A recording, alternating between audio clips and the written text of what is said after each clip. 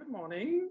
This is Gilles Asselin, the course leader for the Accessing the Power of Love course that I'm offering this month in August. I would like to say a few words about the course. What it's all about, it's about love.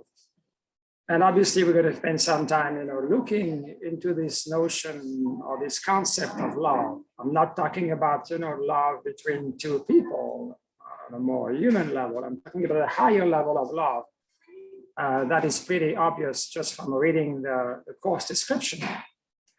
And I'm not going to say much about this concept now. This is the purpose of the first class, of the first session. So we'll delve, we'll explore that in depth. It's very important to understand, what is it that we are harnessing, or what is it that we are moving into, or we're we're opening to something, to an energy. And I think the important word there is not so much defining love, but apprehending love. How do we apprehend this energy, this force field? How do we benefit from it? And instead of, again, using very technical and theoretical words, I would like to give you two short anecdotes about this love, about this thing that vibrates all around us. And one is about 3 days ago, I was listening to a lecture by an ascended master called Dwala Khul. It was a lecture he gave in August of 2014. And mystically, I moved on to a teaching he gave the same year in the month of October 2014, which was a very meaningful month for me. That's why I excited to experience life on heart, the power of this love. And I listened to that teaching then about, it's called Abiding in Love, in October of 2014. And in it, he mentions a quote, a citation by an Indian sage called Sri Chinmoy. Sri Chinmoy is an Indian man who lived in the 20th century.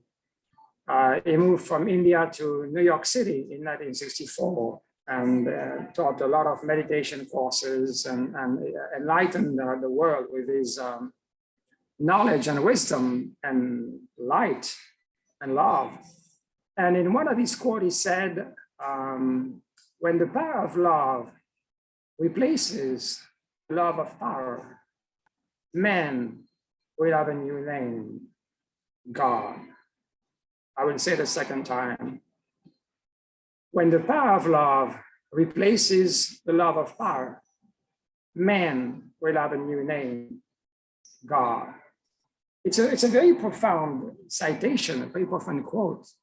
And I'm not going to get into it now. It's something we could study and I could explore for quite a bit of time. And I'm planning to address this notion of God as well, because God is also all around, all encompassing.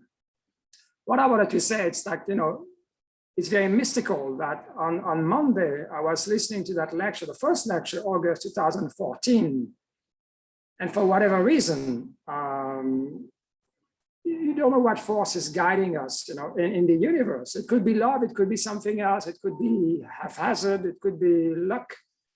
Define it the way you want. What I'm saying is something there guided me to that October 2014 lecture, Abiding in Love, and made me listen to it. In fact, I listened to it twice.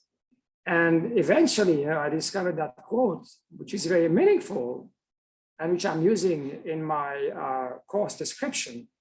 And so that's what I'm saying, there's signs, there's forces in the universe. Is it love? Is it not love? It's not for me to tell at this moment. What I'm saying is that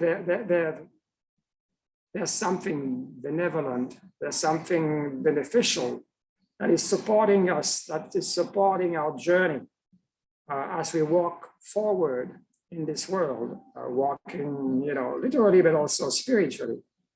And that's what I wanted to report.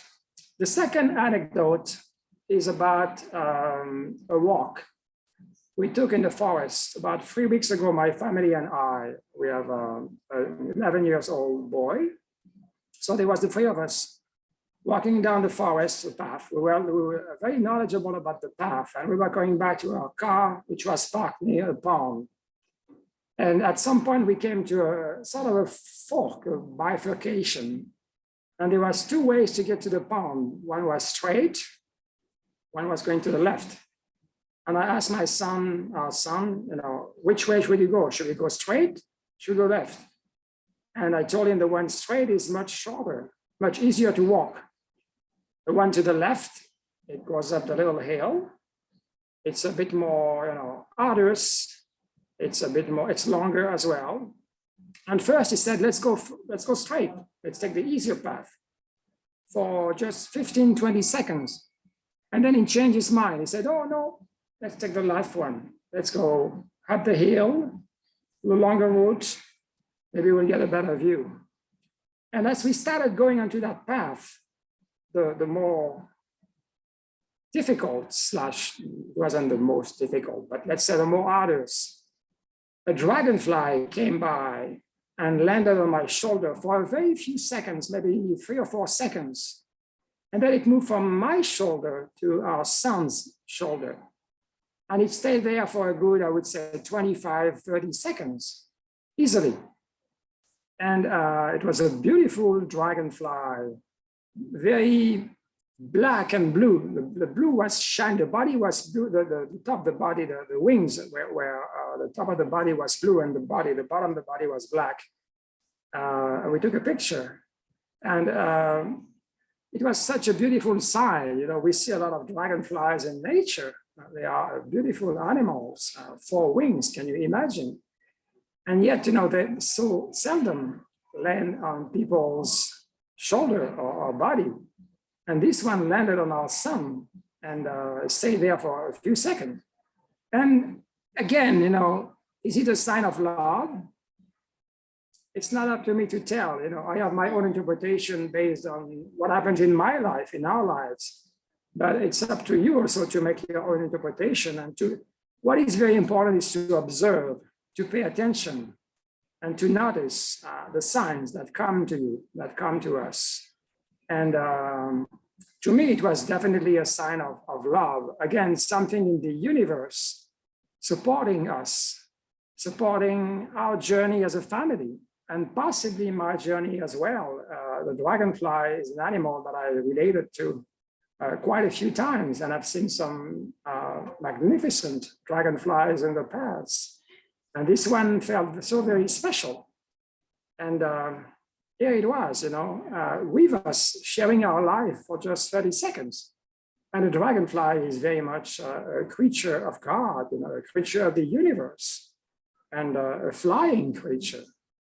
And so that's the second sign I wanted to mention. So love manifests in very different signs, even different formats, ways in our lives. And as I said, it's very important that we pay attention and that we notice what is going on. And if there's a message, sometimes there is, sometimes there isn't. If there's a message, I think it's very important as well that we heed the message and do possibly what is needed to be done. So this is what I wanted to share in terms of what love is all about and how our love works. And I think I will leave you here because I don't want to say too much about the course. Every week, for every session, I'm planning to prepare a short lecture like this one, a video to introduce the theme of the week. It could be many different things. What is our salt? It's a very interesting. What are our gifts? What are we here on earth? I think it's a question we need to ask early on. And so I will prepare a short video, short lecture like this one, and also a written document. I like to write. I think it's important that people can spend time on their own reflecting And in this document, I will obviously say a few words about the course content and the theme of the week, but I will also ask questions. It's very important to demonstrate what I call spiritual curiosity. How are things working in our lives? It's part of the know thyself, the know thyself. How do we function in life, in society, in our families? What comes to us? How do we respond or react to what comes to us? I think it's very important. So this is what I'm planning to do every week. And as we go, we will build a community of learners, a community of walkers. And I truly hope you can join us. It will be a very exciting journey. A journey of the heart, a journey of love, a journey of deepening into love and exploring love and immersing ourselves in love. So I wish you well. I wish you a lot of love, a lot of light, and I hope to see you soon.